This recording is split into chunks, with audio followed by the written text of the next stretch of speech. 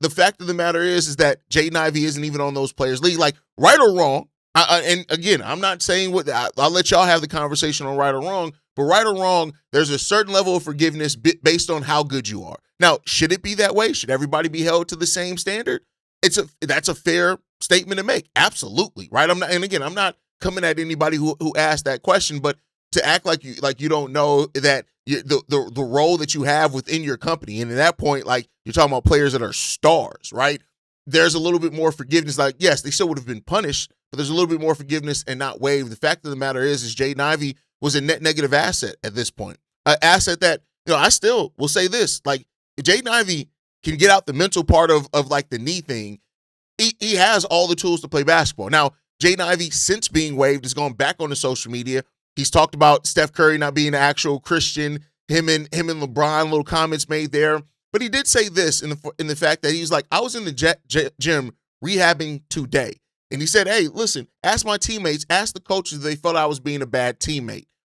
And I get where he's coming from. Like, this is a situation where it's not about who's right or who's wrong necessarily, right? Like, I see people like, well, Jaden Ivey was right in his comments. If you feel that way, you feel that way. But the fact of the matter is, you are still, based off the code of conduct, and no, it's an even higher level of expectation than just your 9-to-5 job, because listen, everybody is a reflection of the NBA, and that's the way that they look at it. And like I said it before, I wouldn't have been surprised if the NBA themselves, somebody called the Chicago Bulls and put a little pressure there if the Bulls were even thinking about it. Like, I could completely see like the NBA wanting to say, hey, we need to separate completely and entirely from this situation. And again, it is what it is. Like, the players union, if they decide to step in, if they don't decide to step in at all and file anything on Jaden Ivey's part, I think that says a lot about how the Players Association views this situation as well. And that's just the reality of it, man. It is what it is. It's the reality of it.